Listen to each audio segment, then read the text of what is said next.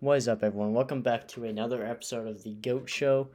And today's going to be a little bit different. I know you guys are used to my college football content, but today I'm going to start with some NBA content. As you see in the video description, it's going to be my Eastern updates for each team and how good they're doing. And, well, let's start in the Atlantic Division. The Celtics are currently 38-16, and they sit at number one in the East. The Celtics have not missed a step from last season. Jaylen Brown was actually in the trade mentions for Kevin Durant. If I'm a Celtics fan, I'm not doing that. I like the way my team is. I like the way the Celtics are. And all in all, the Celtics have looked very good this year, and they are a title contender. Is Jason Tatum going to be able to get it done this year? Well, I guess we're going to find out soon. At number two in the Atlantic Division, we have the Philadelphia 76ers. They currently sit at 34-18 and third in the East. 76ers have not missed a beat either. I feel like they're a little bit better compared to last year. The team chemistry has actually gotten much better with Harden and Embiid. I don't think this team's going to win the finals, but I do think they can contend for it. I just feel like they rely on their getting to the free throw line a little bit too much. But all in all, the 76ers are a well-rounded team and a top 5 team in the East for sure. But I like where they're at right now. Sitting at number 3 in the Atlantic Division, we have the Brooklyn Nets. The Nets just traded Kyrie Irving for Dinwiddie and Finney Smith and something else. I like this team. My favorite player on this team would have to be Nico Claxton. Nico Claxton is a dog on both ends of the floor. I love watching that man play. But all in all, the Nets sitting at 32-22. They're better than they were last year. Better seating right now. All in all, I feel like the Nets, they have the talent to win it all. But do they have that defense to get the stops when they need to? I'm not sure yet. But another person I like on the Nets is Royce O'Neal. He's a very solid defender and a very good scorer at times. But in all, the Nets sit at third in the Atlantic Division, and they're looking pretty solid this year. Sitting at fourth in the Atlantic Division, we have the New York Knicks. The Knicks have looked very solid this year as well. I feel like Julius Randle has made that jump, and I feel like could have been an all-star starter this year if he didn't have to go up against like Giannis and all of them. But the Knicks team chemistry, I like Emmanuel Quickly, R.J. Barrett. Mitchell Robinson's been off these past couple games, but when he's in, the Knicks are very solid. Now, I don't know if the Knicks will make the playoffs. The play-in started today. I feel like they have a high chance. But looking at the Knicks right now, they have exceeded expectations, and they look very solid this year. Last but not least, we have the Toronto Raptors. They sit at 25-30, 11th in the East. This team has disappointed this year, man. Van Fleet, Anunoby, and all of them other players. I mean, I feel like this should be a little bit better. Siakam. But all in all, the Raptors, I feel like they're going in full rebuild. Anunoby might get traded in the next couple of days, and I feel like they need to. And I could see Van Fleet getting traded to the Clippers or something like that. But right now, the Raptors sit last in the division, and they're not looking as good as they were supposed to be this year. Heading into the Central Division, at number one, this should not be much of a shock, but we have the Milwaukee Bucks at 37-17. They sit number two in the East, one game out from the Celtics. I feel like this is kind of expected from the Bucks. They haven't had the big three all year, so them being at 37-17 is very, very impressive in my eyes. But all in all, Bucks are sitting pretty right now, and they look to be a very good team this year and a title contender. Sitting at number 2 in the Central Division and number 4 in the East at 34-22, we have the Cleveland Cavaliers. Them adding Donovan Mitchell has been such a great addition to their offense. And Garland, when he was out, they were kind of struggling. But once he came back, the Cavs are like one of the most youngest and well-rounded teams in the East.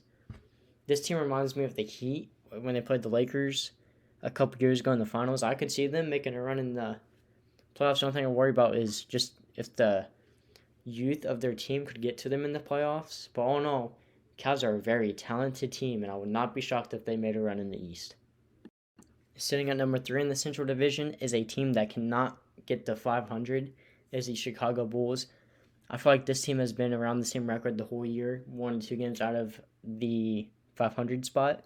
They currently sit at ninth right now. DeMar DeRozan sat out their last game against the Grizzlies, and I feel like if they had him, they had a very good chance of winning that game to be 27-27. But once again, they fail to hit above 500, and they defensively for the Bulls, it's just been so bad. I mean, if they had Lonzo Ball, they were like one of the top defenses. I'm not sure what Lonzo Ball is doing, but it's really hurting the Bulls. And if Lonzo Ball was able to return, I feel like this team could do something. But without Lonzo, this team is a defensive liability, and they're not going to do anything in the playoffs if they even make it. Sitting at fourth in the Central Division, we have the Indiana Pacers. The Pacers have looked pretty solid this year. I feel like they were like in the top 8 before Tyrese Halliburton got hurt. Halliburton is such a stud, man. He's very, very solid on both sides of the floor, and he has a dime drop and delight most games. Pacers, I feel like they could sneak into the playoffs, and if they do, they're probably going to get bounced first round. But they're a pretty underrated team, and I feel like they exceeded their expectations for this year. So I'm going to give some credit to Indiana, because no one really expected them to be this good. I like their rookie Benedict Mathurin as well. Last but not least is the Pistons, sitting at 14-41. They are just a very, very, very bad team. I can tell they're tanking for Victor Wembanyama, and who wouldn't tank for him? Because at this rate, he's going to be the next LeBron James in people's eyes. I don't think he's going to be the next LeBron. But Pistons sitting where most people expected them to. So, I mean, can't really give them credit, but you can't really not give them credit because they're where they want to be at. Them being without Cade hurts them a lot too. Last but not least, we have the Southeast Division, probably the worst in the Eastern Conference. Sitting in first is the Heat at 29-25. They have the 6th seed, but they could very well fall out and go to the play-in. Heat just have a really good team chemistry all around, and Jimmy Butler carrying that team. They look amazing. 29-25. I expect them to be a little bit better than the 6th seed. I feel like they could be the 4th seed. But right now, as long as they're in the playoffs, I feel like they are at their expectations. But next up, we have the Atlanta Hawks. They sit at 27-28. The Bulls are a half game behind them, and if they fall, it's going to be bad for the Hawks. Trae Young and DeJounte Murray has not worked out as most people thought. Capella being out for them has hurt them for a good amount of the season. I do like Bogdanovic from this team. I feel like he's a very underrated shooter and just defender all around. Bono Hawks at 8 seed, which is where most people expected them. So I feel like they're having a pretty solid season so far. Sitting in third in the Southeast Division, we have the Washington Wizards. They are currently 24-29, 12th in the East. Bradley Beal getting hurt kind of ruined all this team's momentum. Them trading Garou also hurt. But this team's probably not going to make the playoffs this year, even though they probably could have if Bradley Beal never got hurt. But right now, there's not really a word to explain them. They're just not the best, but they're not the worst. But the Wizards sit at number 12, and I feel like their expectations were around here, so I guess hasn't been a bad season for them. Sitting at 4th in the Southeast Division, we have the Orlando Magic. They're currently 22, and I got that record wrong. But they are currently like 22-32. I love watching this team, to be honest. I like watching Paulo Banchero go to work, having Franz Wagner on the defensive end. The Magic, I feel like they're better than what the record shows, so they are 22-33. I feel like this team is just better than what the record says. I've watched games, they have good ball movement, but they can't figure out how to close a game. Markelle Fultz is starting to come on. Cole Anthony is back up. It's like a very young team that record does not prove or show how good they are. Magic are better than what their record says, and they're one of the best teams to watch in the NBA, in my opinion.